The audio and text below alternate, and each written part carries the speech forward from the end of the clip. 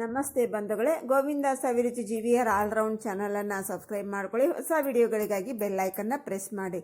ಇವತ್ತೊಂದು ಆರೋಗ್ಯಕರವಾದ ರುಚಿಯಾಗಿರುವಂಥ sweet ರೆಸಿಪಿಯನ್ನು share ಮಾಡ್ತಿದ್ದೀನಿ. ಗಂಗಾಳ ಗಡುಬು ಯಾವ ರೀತಿಯಾಗಿ ಮಾಡೋದು, ಸರಿಯಾದ ಅಳತೆ ಪ್ರಮಾಣ, ಟಿಪ್ಸು ಟ್ರಿಕ್ಸಿನ ಜೊತೆಗೆ ಶೇರ್ ಮಾಡ್ತಾ ಇದ್ದೀನಿ. ಇದು ಓಲ್ಡ್ ಇಸ್ ಗೋಲ್ಡ್ ಬಂಧುಗಳೇ. ನಮ್ಮ ಹಳೆ ಕಾಲದ ರೆಸಿಪಿ ಎಲ್ಲನೂ ಆರೋಗ್ಯಕರವಾಗಿರುತ್ತೆ, ಹಾಗೆ ಅಷ್ಟೇ ರುಚಿಯಾಗಿರುತ್ತೆ ಬಂಧುಗಳೇ. ಬನ್ನಿ ಹಾಗಾದರೆ ಈ ಗಂಗಾಳ ಗಡಬನ್ನು ಮಾಡಲಿಕ್ಕೆ ಏನೇನೆಲ್ಲ ಸಾಮಗ್ರಿ ಬೇಕು, ಹೇಗೆ ಮಾಡಬೇಕಂತ ನೋಡೋಣ ಬನ್ನಿ.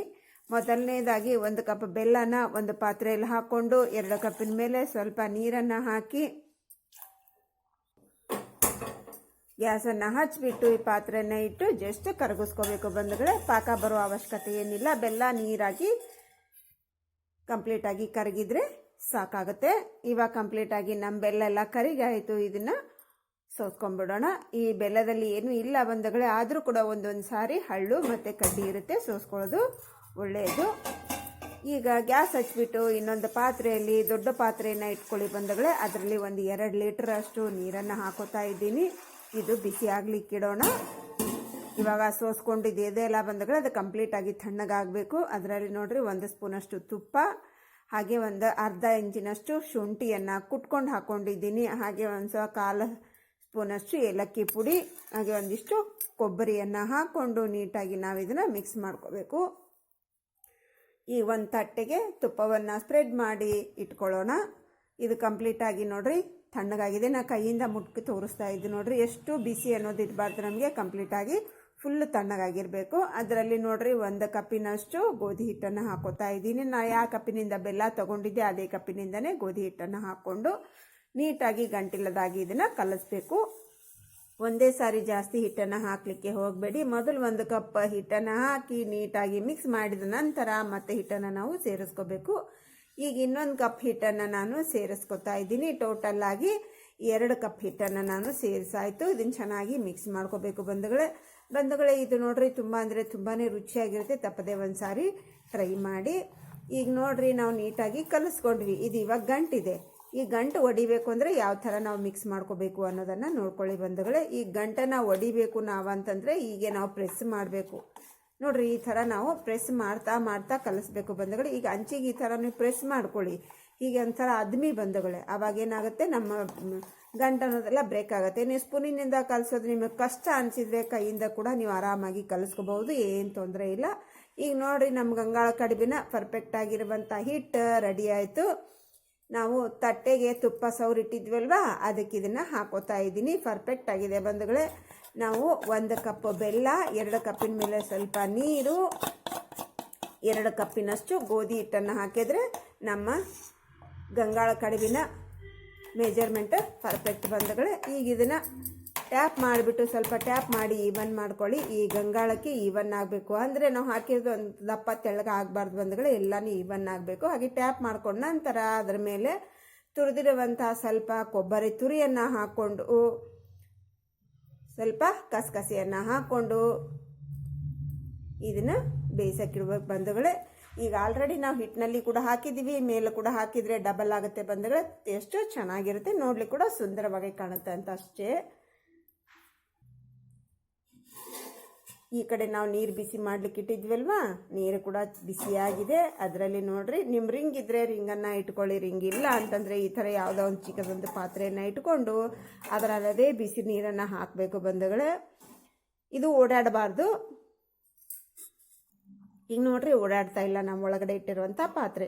ಅದರ ಮೇಲೆ ನಾ ಹಿಟ್ಟು ಹಾಕಿರುವಂಥ ಗಂಗಾಳನ್ನು ಇಟ್ಟು ಮುಚ್ಚಳವನ್ನು ಮುಚ್ಚಿ ಹೈ ಫ್ಲೇಮಲ್ಲಿ ಒಂದು 8 ನಿಮಿಷ, ಲೋ ಫ್ಲೇಮಲ್ಲಿ ಒಂದು 2 ನಿಮಿಷ, ಟೋಟಲ್ ಆಗಿ ಒಂದು 10 ನಿಮಿಷ ಬೇಯಿಸಿದರೆ ಸಾಕು. ನಮ್ಮ ಗಂಗಾಳ ಕಡುಬು ರೆಡಿ ಆಯಿತು ಬಂಧುಗಳೇ. 10 ನಿಮಿಷದ ನಂತರ ನಾನು ತೆಗೆದು ತೋರಿಸ್ತಾ ಇದ್ದೀನಿ. ಒಂದು ಸ್ಪೂನು ಒಂದು ಚಾಕುನ ತೊಗೊಂಡು ಚುಚ್ಚಿ ನೋಡಿ ಎಲ್ಲಿ ನಮಗೆ ಹಸಿ ತಗಲಿ ಅಂದರೆ ಪರ್ಫೆಕ್ಟ್ ಅಂತ. ಗ್ಯಾಸನ್ನು ಆಫ್ ಮಾಡಿಕೊಂಡು ಒಂದು ಮುಚ್ಚಳವನ್ನು ಮುಚ್ಚಿ ಮೇಲೆ ಅದರ ಇನ್ನೊಂದು ಮುಚ್ಚಳವನ್ನು ಮುಚ್ಚಿ 5 ನಿಮಿಷ ಬಿಟ್ಬಿಡಿ ಬಂಧುಗಳೇ. ಹೀಗೆ ಮಾಡೋದ್ರಿಂದ ಇದು ಡಬಲ್ ನಾವು ಬೇಯಿಸ್ದಂಗಾಗುತ್ತೆ, ಹಾಗೆ ಟೇಸ್ಟ್ ತುಂಬ ಚೆನ್ನಾಗಿರುತ್ತೆ. ತೆಗಿಬೇಕಂದ್ರೆ ಏನೂ ಕಷ್ಟ ಆಗಲ್ಲ. ಇವಾಗ ತೆಗಿಬೇಕಾದ್ರೆ ಹುಷಾರಾಗಿ ತೆಗಿರಿ, ಯಾಕಂದರೆ ನಮ್ಮ ಆವರಿಯೇ ಕೈಗೆ ತಗಲೋ ಚಾನ್ಸಸ್ ಇರುತ್ತೆ. ಹಾಗಾಗಿ ಹುಷಾರಾಗಿ ನೀಟಾಗಿ ತಗೊಳ್ರಿ. ಈಗ ನೋಡ್ರಿ ಮೊದಲಿನಕ್ಕಿಂತ ನಮ್ಮ ಕಲರ್ ಯಾವ ಥರ ಕಾಣ್ತಾ ಇದೆ, ಶೈನಿಂಗ್ ಕೂಡ ಬರುತ್ತೆ ಬಂಧುಗಳೇ. ಹೀಗೆ ನಾವು ಮಾಡೋದ್ರಿಂದ ನೀವು ತೆಗೆದು ಗ್ಯಾಸನ್ನು ಬಂದ್ ಮಾಡಿದ ಮೇಲೆ ಒಂದು 5 ನಿಮಿಷ ಡಬಲ್ ಮುಚ್ಚಳವನ್ನು ಮುಚ್ಚಿ 5 ನಿಮಿಷ ಆದ ನಂತರ ಹೊರಗಡೆ ತೆಗೀರಿ. ಈಗ ನೋಡ್ರಿ ಆಲ್ರೆಡಿ ನಮಗೆ ಎಡ್ಜಸ್ ಎಲ್ಲ ಎದ್ದು ಕಾಣ್ತಾ ಇದೆ ಅಲ್ವಾ ನಿಮಗೆ? ನೋಡ್ರಿ ಯಾವ ಥರ ಎದ್ದಿದೆ ಅಂತ. ನಾವು ದೋಸೆಯನ್ನು ಹಂಚಿ ಹಾಕಿದಾಗ ಯಾವ ಥರ ಎದ್ದಿರುತ್ತಲ್ವ ಅದೇ ಥರ ಎದ್ದಿದೆ ಬಂದಗಳೇ. ತೆಗಿಬೇಕಾದ್ರೂ ಕೂಡ ನೋಡಿ ದೋಸೆ ಬಂದಾಗೆ ಬರ್ತಾ ಇದೆ ನಮಗೆ. Wow, super. ನೋಡ್ರಿ ಎಲ್ಲೇನಾದರೂ ತಗಲ್ತಾ ಇದೆನಾ? ಇಲ್ಲ ಬಂದಗಳೇ. ಹೀಗೆ ನಾವು ಡಬಲ್ ಮುಚ್ಚಳವನ್ನು ಮುಚ್ಚಿ 5 ನಿಮಿಷ ಬಿಟ್ಟು ತೆಗೆಯೋದ್ರಿಂದ ತುಂಬಾ ಟೇಸ್ಟ್ ಚೆನ್ನಾಗಿರುತ್ತೆ, ಟೇಸ್ಟ್ ಕೂಡ ಡಬಲ್ ಆಗುತ್ತೆ. ನಾನು ಕಲಿಸ್ಕೊಂಡಿರುವಂಥ ಹಿಟ್ಟನ್ನು ಎಲ್ಲ ಒಂದೇ ಗಂಗಾಳಕ್ಕೆ ಹಾಕಿದ್ದೀನಿ, ಯಾಕಂದರೆ ನಾನು ದೊಡ್ಡ ಗಂಗಾಳ ತೊಗೊಂಡಿದ್ದೀನಿ. ನಿಮ್ಮ ಚಿಕ್ಕದೇನಿದ್ರೆ 2 ಸಾರಿ 3 ಸಾರಿ ಮಾಡ್ಕೊಳ್ಳಿ.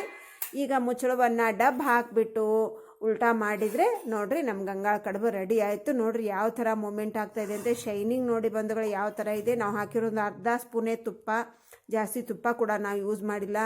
Wow, super. ನಮ್ಮ ಹಳೆ ಕಾಲದ ರೆಸಿಪಿ, ಇಂಗ್ರೀಡಿಯೆಂಟ್ಸ್ ಜಾಸ್ತಿ ಬೇಕಾಗಲ್ಲ, ಖರ್ಚು ಜಾಸ್ತಿ ಇರಲ್ಲ ಬಂಧುಗಳೇ. ಹಾಗೆ ಆರೋಗ್ಯಕರವಾದಂಥ ರೆಸಿಪಿ ಬಂಧುಗಳೇ, ತಪ್ಪದೆ ಒಂದು ಸಾರಿ ಟ್ರೈ ಮಾಡಿ. ಈಗ ನೋಡ್ರಿ ನಮ್ಮ ಗಂಗಾಳ ಕಡುಬು ರೆಡಿ ಆಯಿತು. ಜಾಸ್ತಿ ದಪ್ಪನೂ ಇರಬಾರ್ದು, ಜಾಸ್ತಿ ತೆಳ್ಳಗೂ ಇರಬಾರ್ದು ಬಂಧುಗಳೇ. ಇಷ್ಟೇ ನಮ್ಮ ದಪ್ಪ ಇರಬೇಕು. ಇನ್ನೊಂದು ಸಾರಿ ಹೇಳ್ತಾ ಇದ್ದೀನಿ, ನಿಮ್ಮ ದೊಡ್ಡ ತಟ್ಟೆ ಇಲ್ಲ ಅಂತಂದರೆ 2-3 ಸಾರಿ ಹಾಕ್ಕೊಳ್ಳಿ, ಒಂದೇ ಸಾರಿ ದಪ್ಪಗೆ ಮಾಡ್ಕೊಳ್ಳಿಕ್ಕೆ ಹೋಗಬೇಡಿ, ಟೇಸ್ಟು ಚೆನ್ನಾಗಿರಲ್ಲ. ಈಗ ನೋಡ್ರಿ ನಮ್ಮ ಇಷ್ಟದ ಪ್ರಕಾರ ಇದನ್ನು ಕಟ್ ಮಾಡ್ಕೋಬೇಕು. ಹೀಗೆ ಕಟ್ ಮಾಡ್ಕೋಬೇಕಂತೇನಿಲ್ಲ, ನಿಮ್ಗೆ ಹೇಗೆ ಬೇಕೋ ಹಾಗೆ ನೀವು ಇದನ್ನು ಕಟ್ ಮಾಡ್ಕೋಬಹುದು. ತುಂಬ ಅಂದರೆ ತುಂಬಾ ರುಚಿಯಾಗಿರುತ್ತೆ. ಈ ಸ್ವೀಟ್ ತಿಂದಮೇಲೆ ಖಾರ ಬೇಕೇ ಬೇಕಲ್ವಾ? ಹಾಗಾಗಿ ನಾನು ಇದ್ರ ಜೊತೆಗೆ ಪಾಲಕ್ ಪಕೋಡ ಕೂಡ ಮಾಡಿದ್ದೀನಿ ಬಂಧುಗಳೇ. ಆದರೆ ಒಂದೇ ವಿಡಿಯೋದಲ್ಲಾದರೆ ವಿಡಿಯೋ ಲೆಂತ್ ಆಗುತ್ತೆ ಅಂದ್ಕೊಂಡು ನೆಕ್ಸ್ಟ್ ಬಿಡೋದೇ ನಾನು ಪಾಲಕ್ ಪಕೋಡ ಬಂಧುಗಳೇ. ಅದನ್ನು ನೋಡಿಬಿಟ್ಟು 2 ರೆಸಿಪಿ ಹೇಗಿತ್ತು ಅನ್ನೋದನ್ನು ಕಮೆಂಟ್ ಸೆಕ್ಷನಲ್ಲಿ ತಿಳಿಸಿ. ಈಗ ನೋಡ್ರಿ ಯಾವ ಥರ ಮೂಮೆಂಟ್ ಆಗ್ತಿದೆ ಅಂತ ನೋಡಿದ್ರಿ ಅಲ್ವಾ? ಕಟ್ ಮಾಡ್ತಾ ಇದ್ರೆ ಕೂಡ ಒಂದೇ ಒಂದು ಕೈಯಿಂದ ನಾನು ಹೀಗೆ ಹೊಳ್ಳಿಸಿದ್ರಿ ಹ್ಯಾಗೆ ಕಟ್ ಆಗ್ತಾ ಇದೆ ಅಂತ. ಸೂಪರ್ ಆಗಿರುತ್ತೆ ಬಂಧುಗಳೇ. ಶೈನಿಂಗ್ ಕೂಡ ಹೇಗಿದೆ ನೋಡಿ. ಇದನ್ನು ಹಾಗೆ ಕೂಡ ತಿನ್ಬೋದು, ಇಲ್ಲ ತುಪ್ಪದ ಜೊತೆ ಕೂಡ ತಿನ್ಬೋದು ನಾವು. ಸಖತ್ತಾಗಿರುತ್ತೆ ಇದು. ನಮ್ಮಮ್ಮ ನಾವು ಚಿಕ್ಕವರಿದ್ದಾಗ ಅವಾಗ ಮಾಡಿ ಕೊಡ್ತಾ ಇದ್ರು.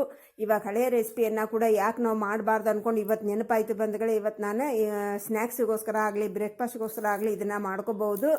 ಈ ಸಿಹಿ ಜೊತೆಗೆ ಖಾರ ಇದ್ಬಿಟ್ರೆ ಇನ್ನೂ ಚೆನ್ನಾಗಿರುತ್ತೆ ಬಂಧುಗಳೇ.